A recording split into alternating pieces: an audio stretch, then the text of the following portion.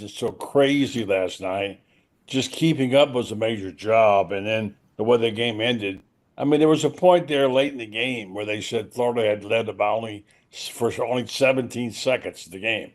And as we said before, we said on your show, my show, the script has always been get it down to the last 2 minutes and or 4 minutes and let Walter do it and let the Gators take over. And by the way, the amazing thing about it was that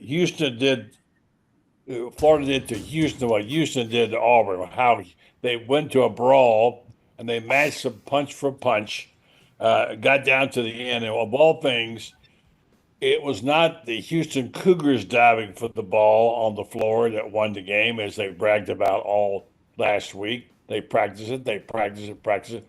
It was the Florida Gators and Kondo doing it. And it was not Walter Clayton putting up the big 3 point shot, but in fact, defending the 3 point shot and getting the ball at the end. And what a finish. Gators won at 65-63.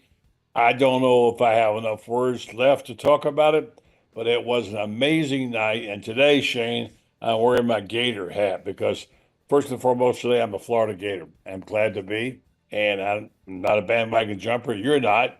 You called us a long time ago and been trying to tell people now for a long time, get on the bandwagon, folks. You're behind. The national media has not caught up. Maybe now.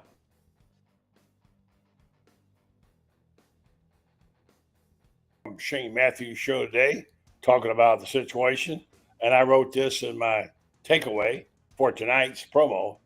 I'm sorry, non believers, unenlightened talk show hosts, and embittered rivals. Today is not about Houston or Bruceboro. Today is about the national champion Florida Gators. Could you give them a day at least? Come join the Buddy Martin show and celebrate the Natty. Yeah, I don't want to do it. Yes, it's time again for Buddy Martin. Call him up and tell him what you're thinking. But be kind because he's doing the best he can. Better, stronger, faster. Mama says that alligators are ornery because they got all them teeth but no toothbrush. Hey, what if the voice calls while you're gone? Take a message. Bye. You ready, champ? I'm ready for this my whole life. I'm incapable of small talk. But that's why you love me, right? Kind of intimidating to be in the presence of so many great athletes.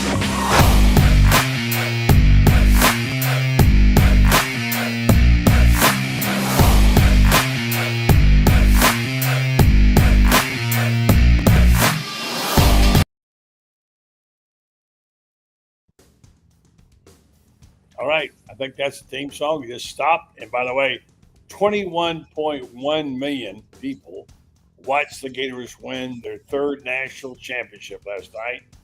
Most watched college basketball game this decade. And two of the people who watched it, one was in person. I wasn't expecting Rob this early, but hello, Rob. How you doing? And Franz Beard, Mr. Gator Basketball. I am so happy for you, Franz. You see a few pictures, see Walter cutting down the nets last night. I know this was a marvelous night for you and all Gator fans. People celebrating all across the globe. It was a glorious day and night to be a Florida Gator. And this one will go down in history. I thought about it today, friends. You know, athletes, football players have their Heisman moments. Well, a couple of Gators last night had theirs. The guy here is excited, not because he made a shot, because he made the game-winning defensive play. And you see, he is Walter and jumping in the arms of Handload. And celebrating last night, what a bizarre way for the game to end on a defensive play made by the number one offensive player and greatest probably basketball player ever in Florida history. Joining the program, now they are again celebrating last night. Well, Franz, you were there, buddy. What was it like? It was, well, let me put it this way. I told Mike Bianchi and Ken Cross is with Lindy Sports, who were sitting beside me. When Walter made that three-pointer, I said, Florida's going to win the game. And that three-pointer tied it. Now, you're right. He did come up with the defensive play. And it was interesting hearing people after the game, well, Walter didn't have a good game. And I said, well, are you out of your minds? I said, the guy gets They tried to take him out of the game. And you can say that they did, but look what happened in their effort to take him out. Will Richard went into a shooter's coma as a result in the first half. Walter finished with 11 points, 5 rebounds, 7 assists, and the defensive play of the game in a game that he supposedly didn't have a good game. Well, I'd argue that he had a good game. He just didn't score a lot of points, but he did what great players do, and that's whatever it takes to get a win. And great players do that. Great players make the play. It's kind of like we look at Cooper Flagg against Houston on Saturday. Cooper Flagg in the last 5 minutes of the game had chances for rebounds, for defensive plays. He could have impacted the game. Great players impact the game some way, somehow, even when they're, the other team's trying to take one thing away from him. And he got all 11 of his points basically in the last 8 minutes of the ball game. And yeah, but he didn't get his first one with bucket. Got some points until 8 minutes to go. But he Walt played a great ball game. And anybody who would say differently, it just doesn't know much about basketball. But it was a masterful job of Todd Golden, not just last night, but you think about what happened in this tournament. Everybody in the tournament knew you cannot run with Florida because Florida will run you in the ground if you try that.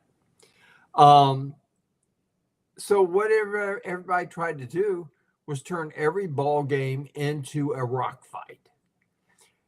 Look what happened at UConn. Maryland tried the rock fight and then tried to run. They tried a combination of the two and found out they couldn't succeed either way. Then comes Texas Tech, total rock fight. They can't win it. Then comes Auburn, same thing, and Florida beat them in that. And then comes Houston, probably the best team in the country at making a game seem like a heavyweight championship fight. And here's the greatness of Todd Golden this season.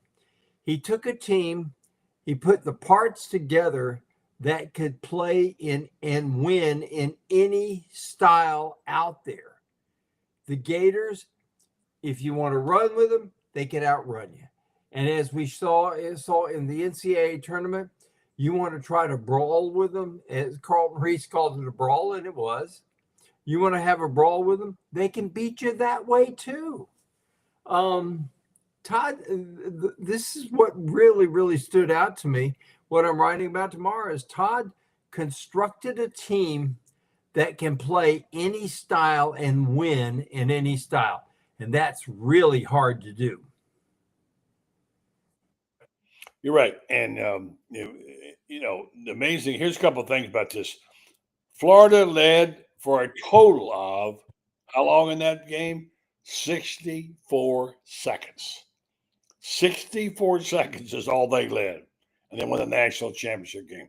One of many oddities that happened there, again, showing the resilience of this team who falls behind and has the ability to come back. Most players would have cashed it in after scored up, not being able to hit a bucket until 8 minutes to go. Not Walter. He looked for a way to win the game.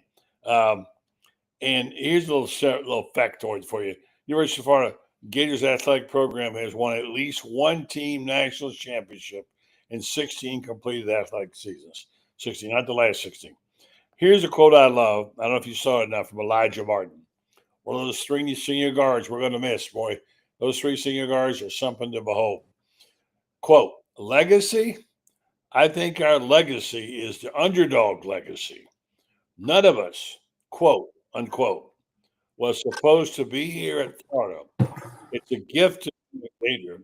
If you work, you can be anywhere you want to be, Elijah Martin.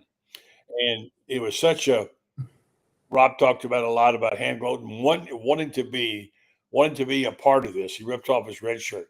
You take Walter Clayton, a 0 stars guy, This shoots holes in the theory that in football or whatever sport, you have to have a bunch of 5 stars. No, you don't.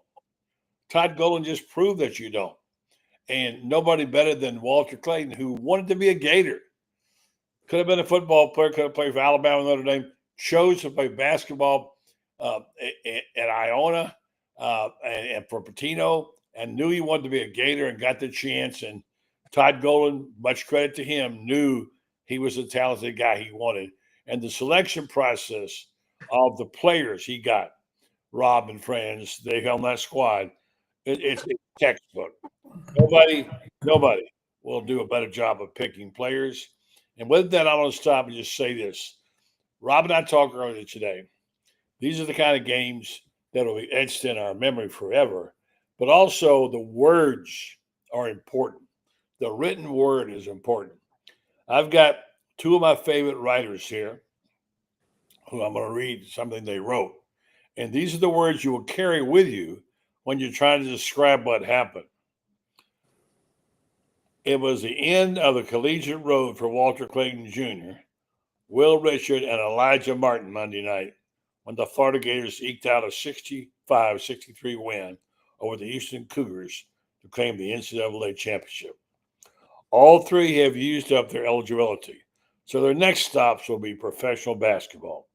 Clayton's shot making and play under pressure has turned him into an NBA first-rounder, perhaps going as early as the top 20.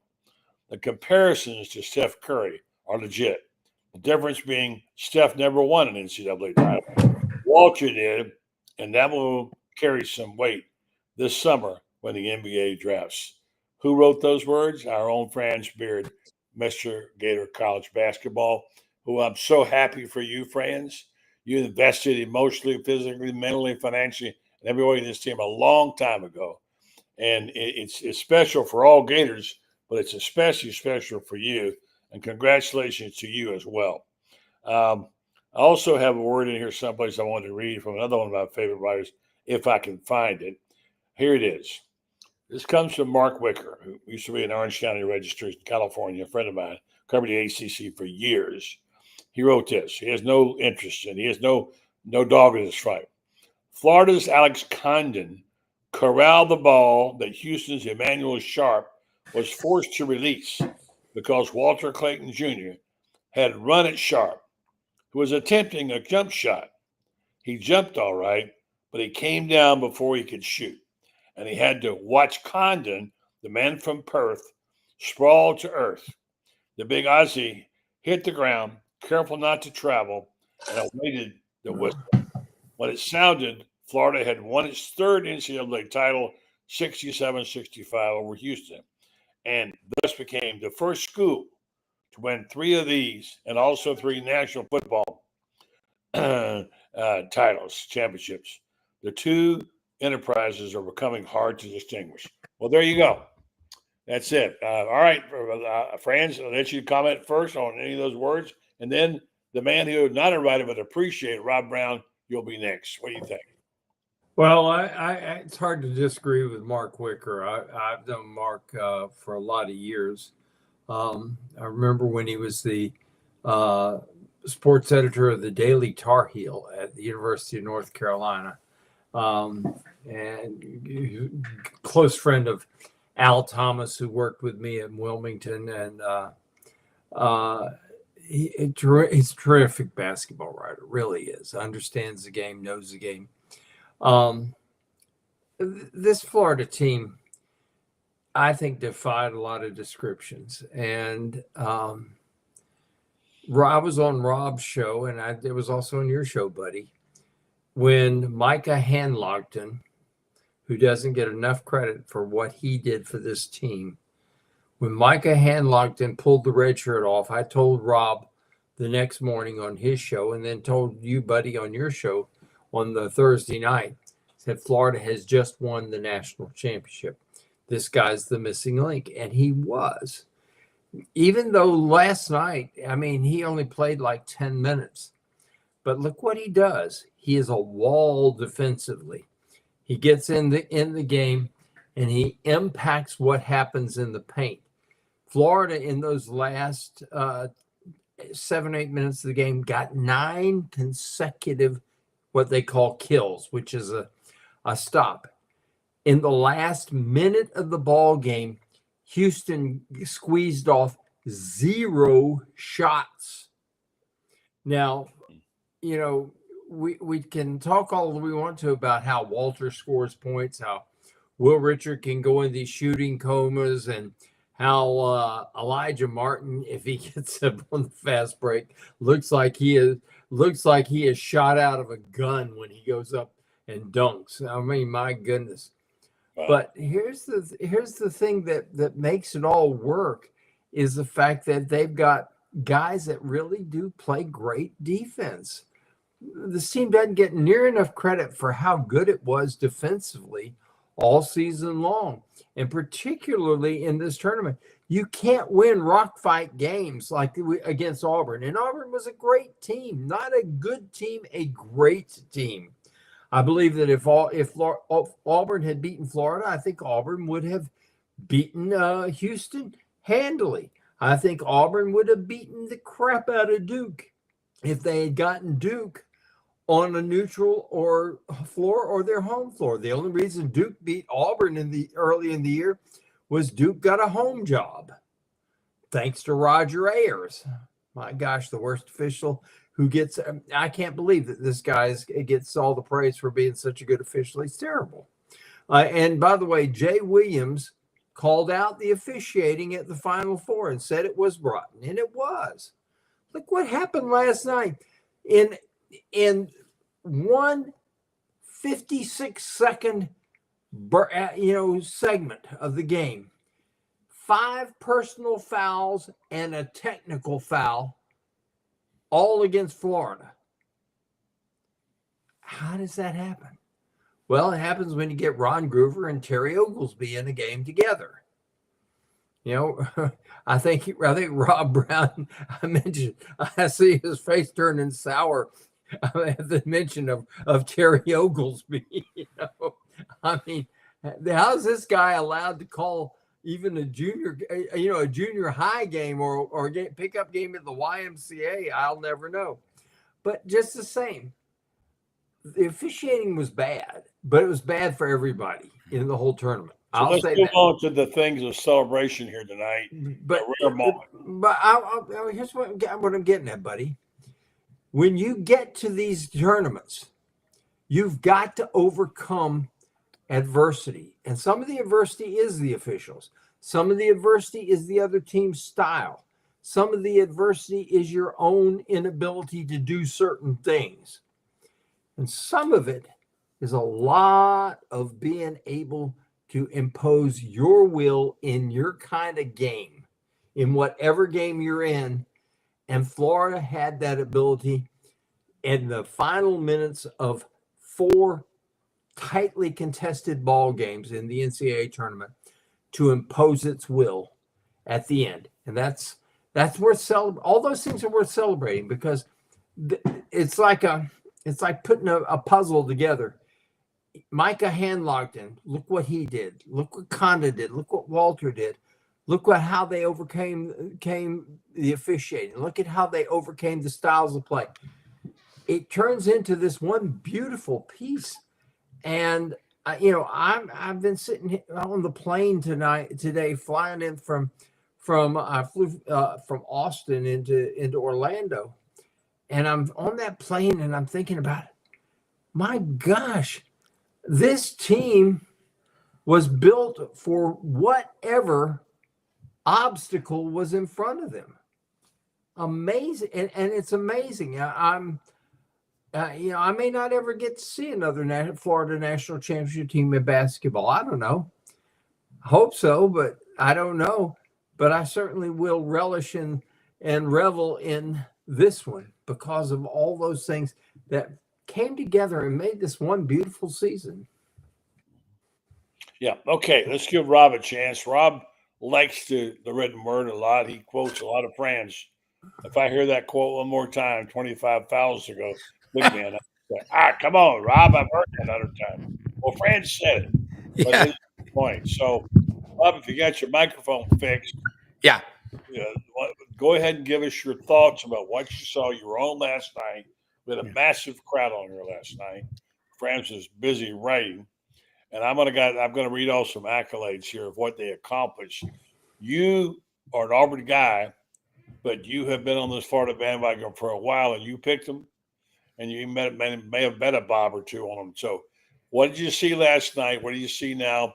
And why is it that my friend, he is my friend, Paul Feinbaum, finds it so hard to say something complimentary about the Gators? He'll say anything about anybody, but not about the Florida Gators. And I know Paul's done a great job. He's very successful. He's a friend of mine. He's been a friend of our programs. He comes on here. He also has us on once in a while. But he just, and I'm going to make this accusation, that's what it is, and I'll let you take it from here. Paul's moving back to Alabama. He doesn't want to stir up the waters in Alabama with the Auburn and Alabama folks. He wants to be a homeboy to them. So the result, notice he very carefully doesn't criticize Alabama and Auburn, but he didn't mind Texas A&M, Florida, etc. So your thoughts, Rob? Well, I think that you have to call it like you see it. And I picked up on Florida just from listening to a lot of really, really smart basketball people. And early on in the season, John and I, Coach Brady's on, and Franz, you've been on with him a lot. Y'all are both Macomb, Mississippi natives. And he picked up on them. And I think where they're missing about Florida is a lot of guys are going to be off this Florida team next year. But it will matter, but it's not going to matter because there's a culture in place. There's 3 C's you got to have to succeed today. Used to be cash, clothes, and cars. Still, that's part of it. But now it's campus culture, coaching.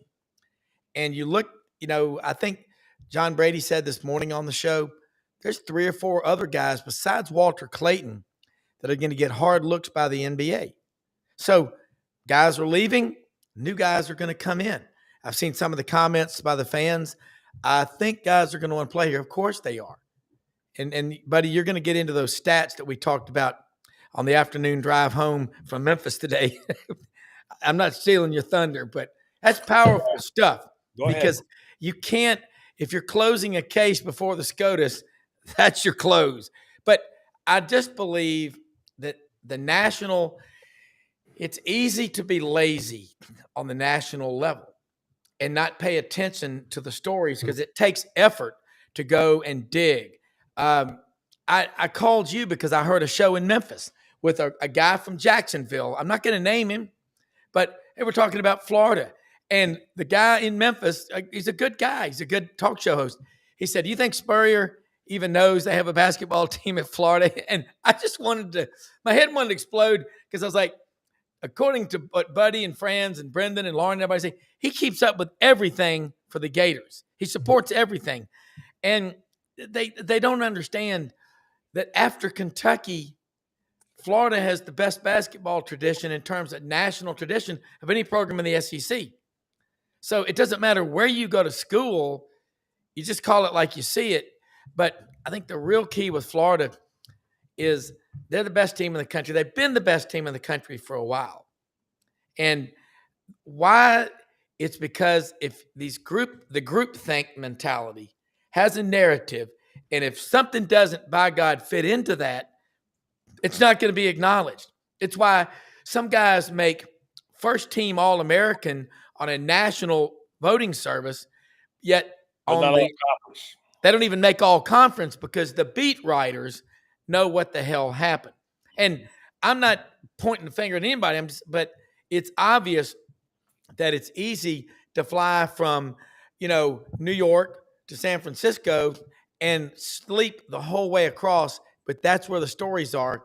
And this channel, Franz, you've been the tip of the spear on this Gator basketball for a long time. Don't use that metaphor. That belongs to some guys in Tallahassee. Yeah. Okay. That's right. Okay. I'm sorry.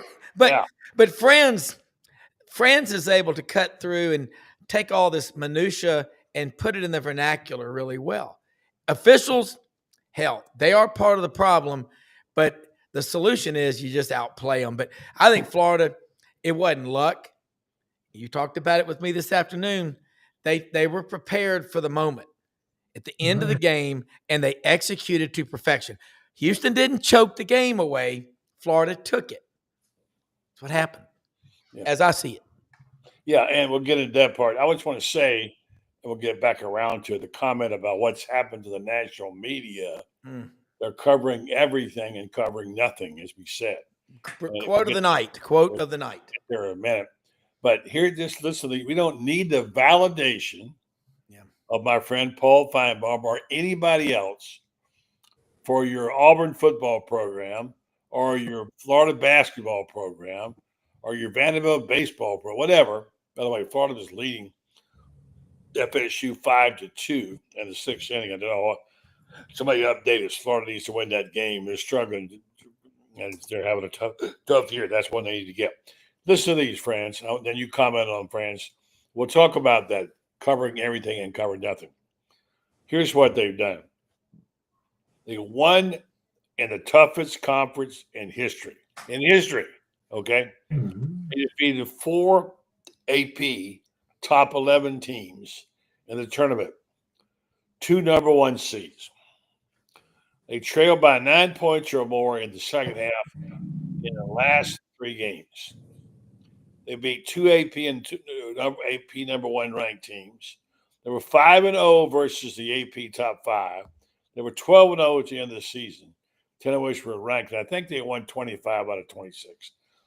That we don't need anybody to validate. That speaks for itself, friends. That's right. Well, buddy, Florida was put in the toughest region of all, which was the West. No question about it, was the most difficult region to get through.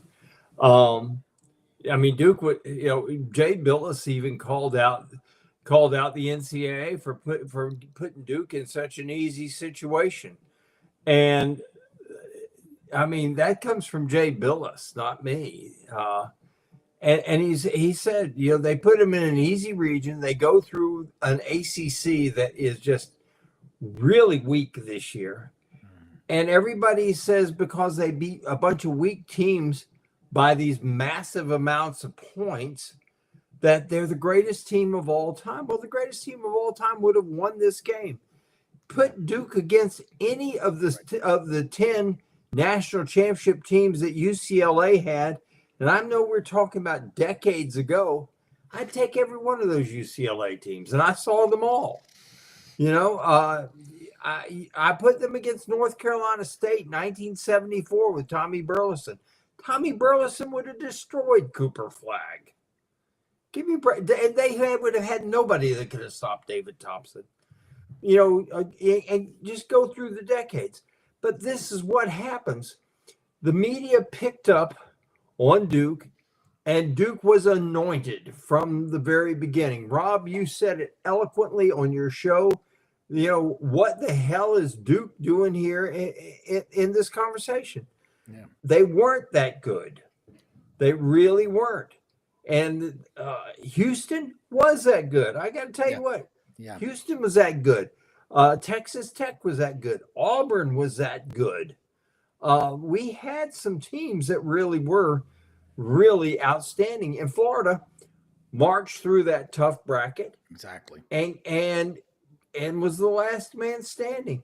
And you can make an argument of two things. We say it so often that you win the national champion isn't always the best team. It's the one that went 6-0. Florida went 6-0 and was the best team. Yeah. It doesn't happen all that often. It does not. That's the biggest takeaway number 2. It wasn't luck. Houston didn't have a bad game. Houston played a great game. They held Walter Clayton, the MVP, my MVP for what it's worth, a sack of crystals and some fluorescent bulbs.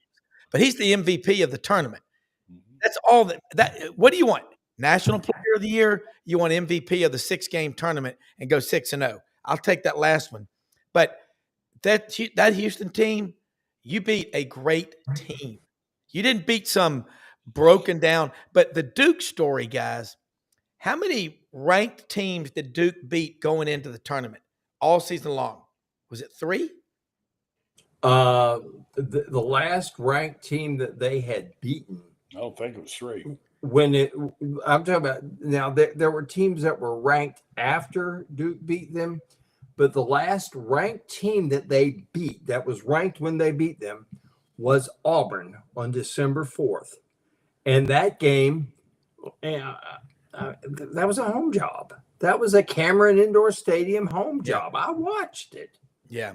Good Lord. I'm sitting there thinking to myself, they're beating Janai Broom over the head with, picking up stuff off the floor and beating him over the head with it, and he can't get a call. But they still only lost, I think, by 3 points? 84-78, something like that. Yeah. Yeah, something like that. But this is the thing. You got to overcome your circumstances. You do. And this is what I get at when I talk about the officiating is sometimes you got to win 5 on 8. But that is what makes great teams great, is that whatever the obstacle that's in their way, they find a way to overcome it. And they play and they come up with winning situations, one after another. And I marvel at how this team did it. I marvel at Todd Golden understanding how he had to pace his guys so that in the last 5 minutes of ball games, when other teams have dead legs, Florida is out there. Did you see how high Walter Clayton was off the ground when he goes whizzing by Emmanuel Sharp? That was a coached play, and Rob and I talked about it. That didn't just happen because if he touches Sharp, that's 3. That game's over. Yeah, he gets 4 cracks at it, whatever. And so after the game, I saw the interview and I read the interview. He said he was coached that way. They practice that play on defense where they can get up in the air, extend a hand, and not foul. And so there again, attention to detail. The finer points of coaching when you need it, and that was the perfect time. They needed the perfect play. And as a result, Sharp couldn't get the shot off. The rest is history. And again, buddy, Condon, he talked to you. You just make it a great point. Condon talks in the locker room. He said, yeah, it was instinct. But he said, this is what we get coached into us. There's a loose ball, go for it. Not only just go for it. Your story says that was instinct, is what you said in your story. Yeah. He said it was instinct, but it's coached into them to be that way, to where you don't even think, you just do it. And not only that, here's the kicker on this. He grabbed the basketball in his hands. You don't take a chance by he corralled it, he corralled the basketball. And here's the other great thing about it. It was all credit due to Kelvin Sampson, the well-coached team. But they bragged about for weeks, the people did, how well coached Houston was at getting loose balls, how they were coached to dive on the floor for balls as part of their deal. Who got the ball? The Aussie. He got the ball, and he was so great. So that was, and then of course the guy who was the leading offensive scorer made the defensive play of the night, as you pointed out, friend. So it was just like you said, they're going to find a way to win somehow. They've done it. It's been so much. I'm going to hit you up with a little here. Somebody wrote about it earlier. The most money gamble. I think Dan Bond, you write that? A gamble. And my friend Randy Briggs, I'm going to pick up my phone and drop it on the floor. Hold on. My friend Randy Briggs made a great point today about the Aberdeen's 2 foul shots, how huge they were.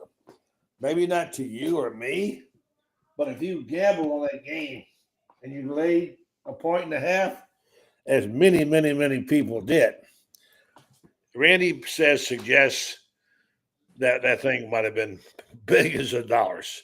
Stand by while I tell you about my friend who was out in Texas, in San Antonio. Jeffrey Meldon Law. He's having a ball. He's a huge basketball fan. He's personal friends with Todd Golden. Was agonizing terribly during Todd's tough days.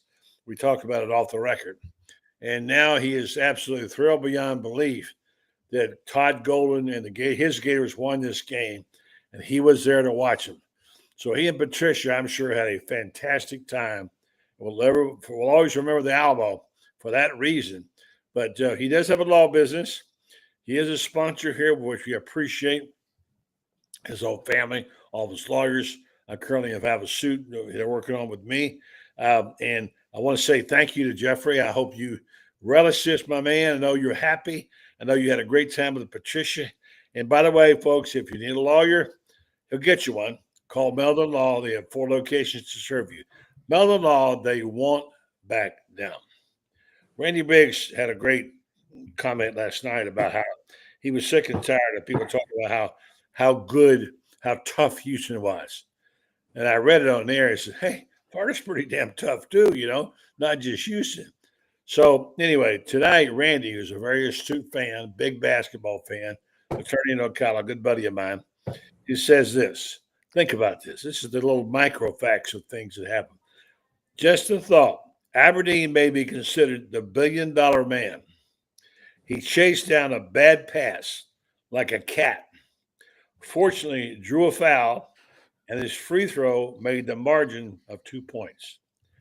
Nationwide, Gators were giving up 1.5. Calculating conservatively, if 10 million people bet $100 on the Gators, that play and free throw swung $1 billion in Gators.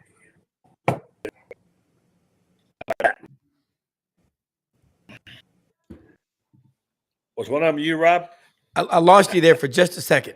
I'm sorry. Did I cut out? I'm sorry. Yeah. But about the betting on that last night? Let me repeat it again because I'm having internet problems. Yeah. Okay.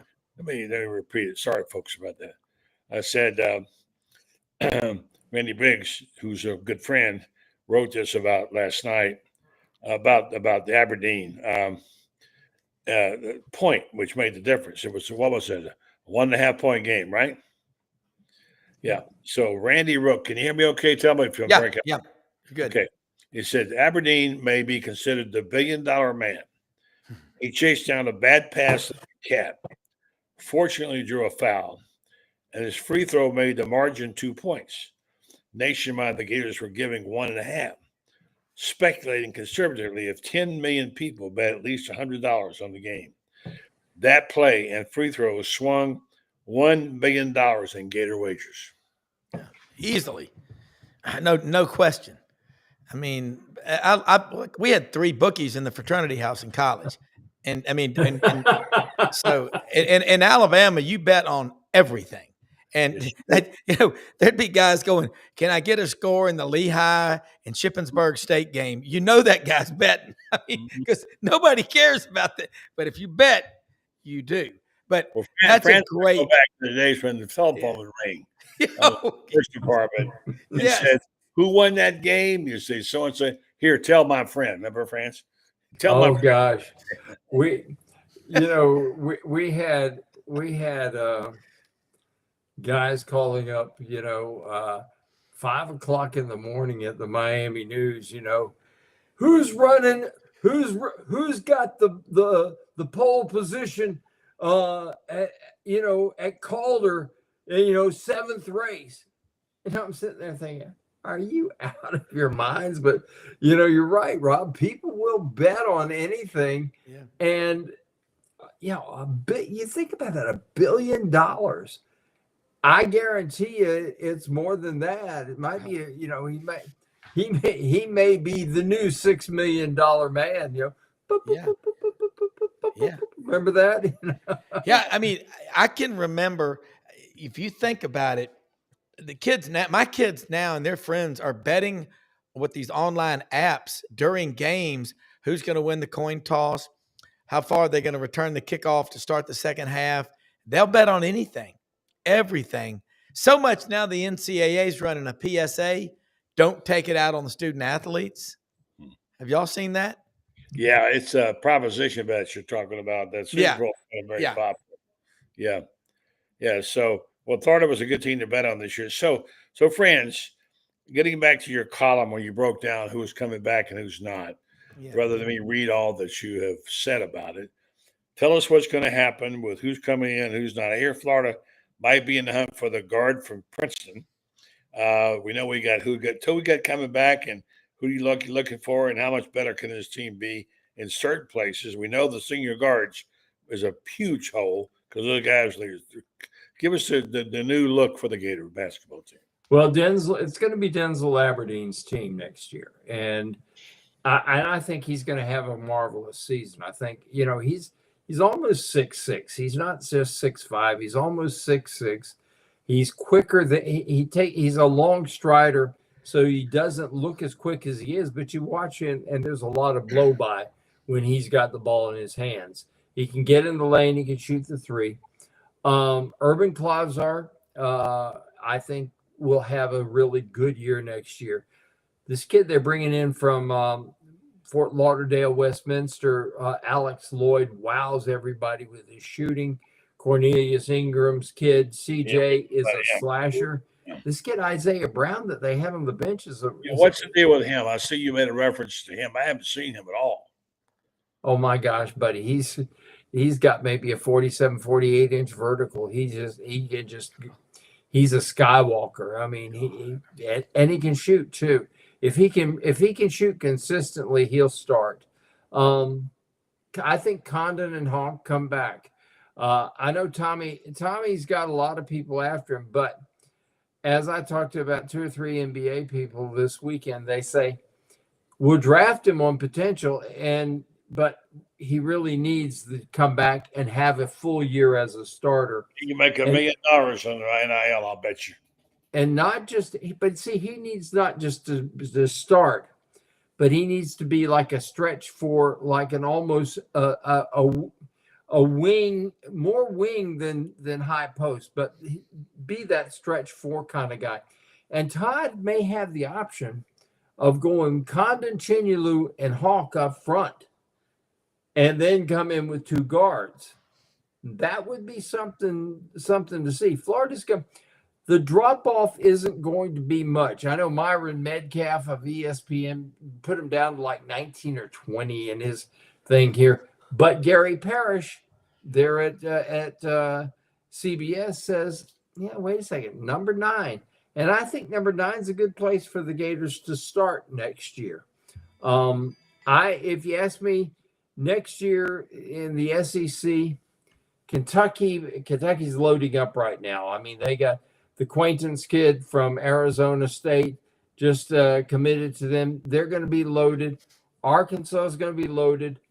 Don't worry about Auburn. Auburn's going to be there next year. They've got a really good recruiting class coming. And so is Florida. You're going to have 4, maybe 5 SEC teams that are probably top 10.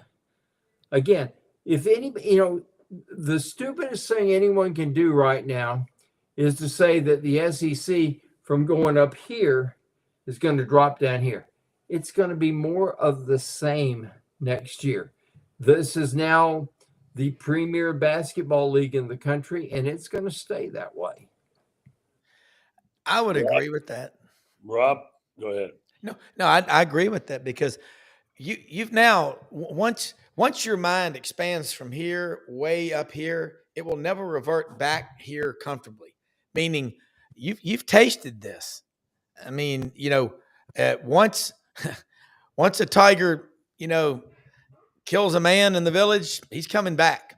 Well, all these programs, they have money, and I was talking to a friend that put a substantial amount into NIL recently, and they are madder than all get out because this person just walked.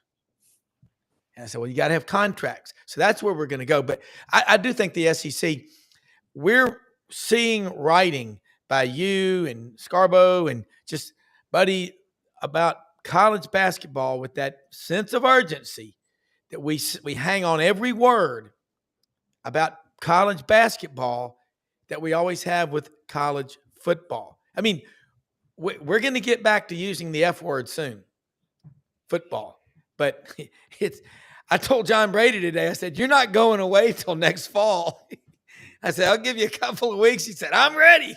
But damn, these discussions about basketball, Todd Golden's 39. That cool stat. Jimmy V was 37 and 83 and 25. They both were the two youngest coaches to do it, and they both beat the Houston Cougars. And Houston is a great basketball team. They're the FSU baseball of college basketball. 21 World Series under Mike Martin and no ring. And I mean, that's 21 times you got there, but no ring. That's amazing. It really is amazing. By the way, Florida's up 5-4, top of the ninth on FSU. We just got to hold that. I hope their bullpen's not been good. We'll see. My TV's off. But in the final minutes, I guess before we talk about our other sponsor, we should talk a little about the F word, football. We're not heard much about it other than the scrimmage Florida had. The report in Auburn, I haven't heard much about that except what I read in Alabama. Rob, what are you hearing about what you in your part of the country? Auburn's supposed to be better. They're supposed to be a lot better. Yeah, roster. I mean, when Hugh Freeze took over around Christmas in 2022, I'll tell you, and I've been following Auburn since I was in the womb, that's the worst roster in my lifetime. And it's substantially better. I think Auburn is going to be way better. Alabama, Rodney Orr, Tyler Insider, couldn't be on the show this morning at 8:30. He said, man, I apologize. We don't get invited to practice much past the first 15 minutes of toe stretching and, groin pulls. We get to go to practice today. So I'm out, but I'll tell you what I found out. Alabama, they're going back. I think they're going to have a quarterback, Ty Simpson, who fits what Kalen DeBoer wants to do. Ole Miss, hell, as long as Lane Kiffin's there, it's going to be the same.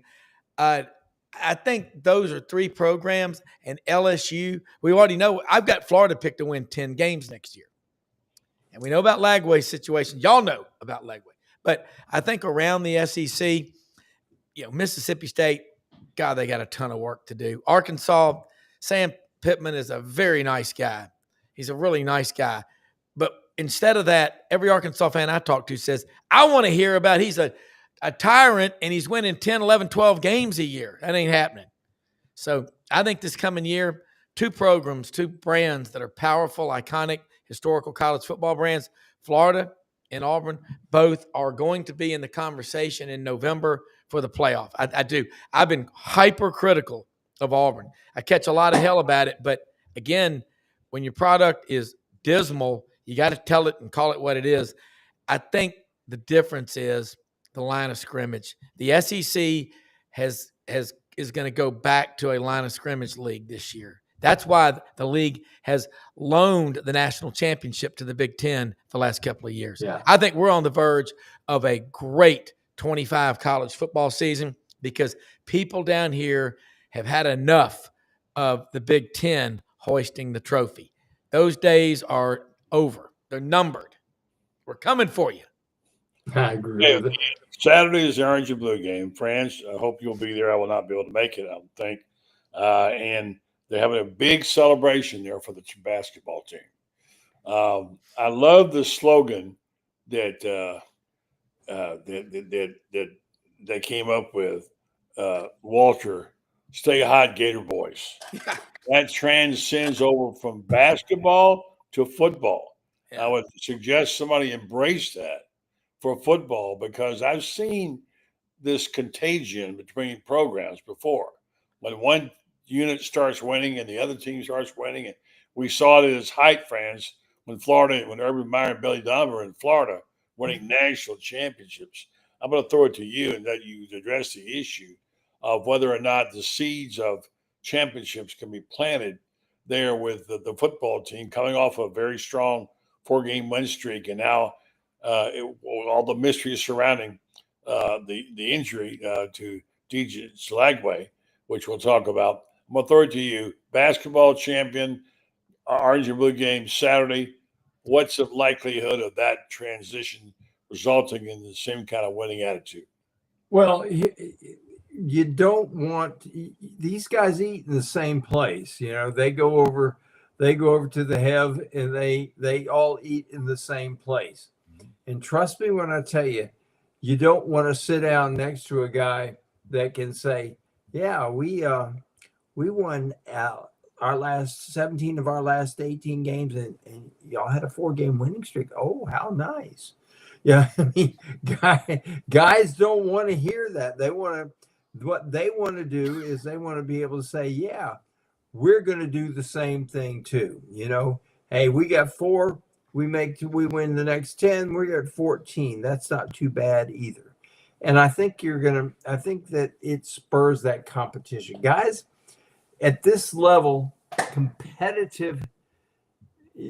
competitive roots have to be stimulated.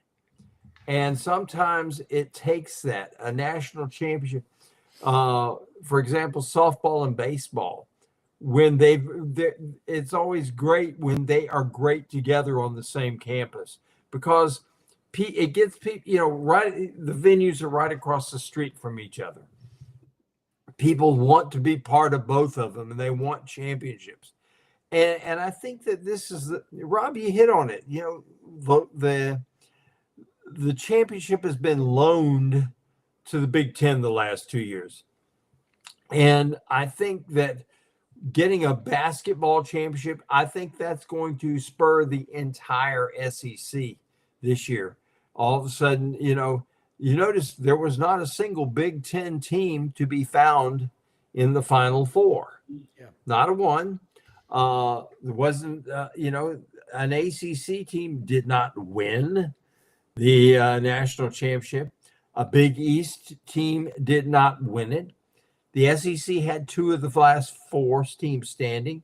And quite frankly, I wish Florida Auburn had been the championship game. I really would have loved to have seen that. But winning creates attitude. It creates momentum. It creates attitude. It creates competitive juices flowing. And I believe that this football team is going to feel the urgency that Florida felt 2006 in the spring. What happens? Billy Donovan wins, and Urban and Billy were close friends.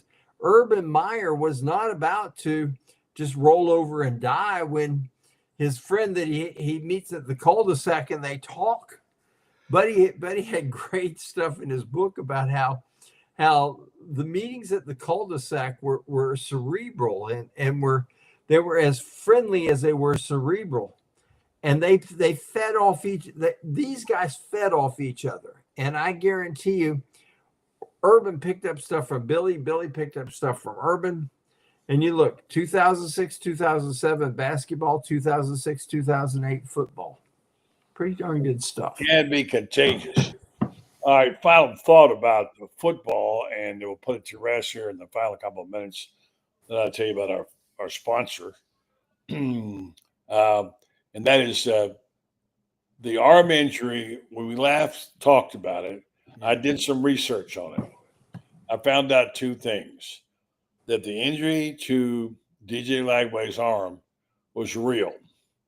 The person I talked to who knows the source of the story when it first broke, when we sort of poo-pooed the idea, it says it definitely is a problem, but one that could be fixed. And the route they chose was rehab. Remember, people say, why didn't you have it fixed? Well, they didn't find out about it until February. Too late then. Rather than take him out for the next 8 months, whatever, they decided to go let him play through it. That's why he's not throwing the ball. But according to my friend, Dr. Pete Indelicato, former team physician who knows a lot about things, he's not attending to this. This is not his case. But he said the program they have chosen, they got the top minds in the country to deal with this shoulder injury. And they put him on a strenuous I think you said 2-3 month program to strengthen that muscle in that arm. But there's a chance that could work, that they could get that fixed. And of course, meanwhile, he's getting stronger and stronger in his body. And if it does, obviously, he'll be able to play without a problem. But if he has to play, he can play. I'm sure they'll shoot it up. And then at the end of the year, they'll have to have surgery. So what does that do? Well, they didn't have time to go get a quarterback. It was already too late to pass the portal. The guy they got is good prospect, but he's really not accurate, I hear. So consequently, there is that question that looms over the football program, Franz. And I know you've heard a lot of different things. Give me your thoughts on that. And you know, Rob, it's like baseball. When you get a pitcher with a sore arm, they never want to tell you about it. The manager never wants to tell you about it. You have to find that on your own. Yeah. Most of the time, you know something's wrong with the guy, and it's usually wrong. Yeah. Franz, your thought about the whole situation with DJ Lagway's arm? I wish they had been more transparent with it. You know, there's a lot of time between February and September. A lot of time to get stuff right. You know, I had heard that he was not hurt at all, but you know, then again, you know, we've heard so many things out there, and Dr. Pete's is good, probably the best source out there for something like this as you'll find. But here's the thing about shoulders is you can rehab them. They're moving parts and everything like that. And as long as it doesn't affect his accuracy, that's fine. And plus, there's this other factor, buddy, and that is quarterbacks. And Shane, this is the thing Shane agreed with me on. Quarterbacks make their momentum for the fall in the summer months when they're working, when the workouts are voluntary, and they, you know, spring practice is you get 20 hours a week. That's it. In the summer months, when those quarterbacks get with their wide receivers, they may go 4 hours a day, 6 hours a day throwing these guys. As long as his shoulder's good in the summer when he's got time to throw, I'm not concerned with that. I don't know that it will be, and the source for this is the highest place possible. Not my source. That this person said flatly, sooner or later he'll have to have surgery. Could be next year, could be now, whatever. So it's not something that you can write off as, well, they'll get to rehab it. He's going to try the rehab. They got the top minds in the business. We'll see where it goes. But it is a matter of concern, as Mr. Bassman says here. He works in healthcare and knows the level it's working big time. So I don't want to create something that is not. Yeah. My gosh, if the guy was throwing with a bad arm, what would it be like if he had a good arm? Because he's remarkable. What are you hearing, Rob? Well, what you just said, you talked to the top doctor, and I always try to do the same thing. But what's going to, I guess, help DJ Lagway is if he's got a better offensive line, he'll probably make it through the season. If he has a bad offensive line and they have problems, injuries, whatever, that's what you got to be concerned about. But again, I am not a doctor, but I've got quite a few friends that are orthopedic surgeons, spent a lot of time on the duck line with them, and I hear what they say, and they're all like, if you got something like this, eventually, sooner rather than later, you're going to have surgery, because you can't just keep putting Band-Aids on something like that. You eventually got to go in and get to the source. But Franz, you're right. These are state universities. Transparency. Publicly funded by taxpayers.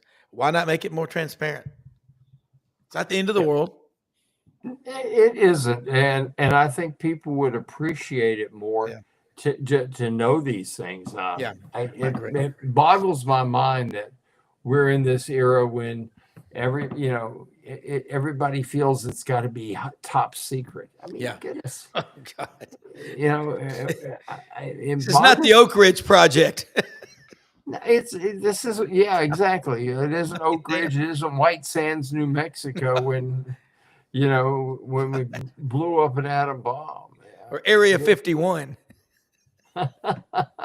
So you feel like when you drive by a practice field, there's cops everywhere and there's people holding up billboards to keep you from looking in. Spurrier used to let people come into practice. Yeah. There's a concept. Yeah, and what a concept. Pete Carroll never once held a private practice at Southern Cal. I mean, the media was there. I mean, Southern Cal practices were an event. Yeah. And Well, nobody came to him. I had a good friend who covered the team for the LA Times. He was the only guy at practice most of the time. So who cared, right? But you'd go out there and you'd see, Will Ferrell and Snoop Dogg at practice. Yeah. I mean, it was wide open. But buddy, remember when we talked to you and I were talking with Kirk McNair about Coach Bryant? He said, all right, nobody comes to the scrimmage Saturday. Nobody's invited. He goes, buddy, Rob, I had to call every one of those writers. And there was no voice machines, emails, or faxes. This is back in the 70s. Yeah. I had to call every one of them. After the scrimmage Saturday, Coach Bryant walked over afterwards and he says, Kirk, where are the writers? He said, well, Coach, you said nobody could come. He goes, well, hell, they're our friends. Wouldn't you love to hear a coach say that today? Different thing. Hey, guys. You can always come back. Yeah. You guys did a marvelous job this week. Friends, I can't say enough about you. Yeah. Accolades to you and the great job you did covering this team. I hope you got as much joy out of it as you brought us by your coverage, because it was wonderful. And it was one to always remember. And like you said, I remembered my sister, my late sister Shirley, about 8 years before she died. She went to the national championship game in New Orleans, and Florida beat FSU and won a national championship. We're standing out front of the hotel, getting the car packed up to drive back, and she said, at least I got to see him win a national championship before I died. Yeah. Buddy, I remember Florida wins the 1991 SEC championship, first one that ever counted. And Gene Ellenson, grabs both of my forearms and he's holding me by my forearms, and he's got tears in his eyes, and he says, finally. Yeah. Finally. I mean, the only words he could say were finally. And he had tears coming down his eyes. And, He was a great coach. He was a great coach and a great guy. He really was. This is a man's man. This is a guy that won 3 silver stars. Out of the bulge and all that stuff. In World War II. Yeah. And he's got tears in his eyes over this. My dad went to his grave wishing that the Gators would win an SEC. So did my grandfather. Well, friends, I'm going to say this to you that I said to you back in when they won a national championship. You and I and Tim Casey went for breakfast, and after Florida beat Oklahoma and won a Natty, I said, enjoy it while you got it. It doesn't last forever. No, it doesn't. Yeah. And friends, I would say the same thing Buddy says about your reporting. I mean, you're like George Plimpton, the bon voyant there walking around. Your knowledge and your history that's in that noodle of yours, it's off the charts. And I'm not trying to offend the national guys, but you've forgotten more than they know. And that's powerful stuff. And it's here on this channel. And I love being a part of this. And that's freaking awesome stuff. I told him last night, he goes, Franz is working. I go, it's not working. I mean, it's work, but you love it. And it comes through loud and clear. So I just want to commend you. It's a lot of fun. It's fun.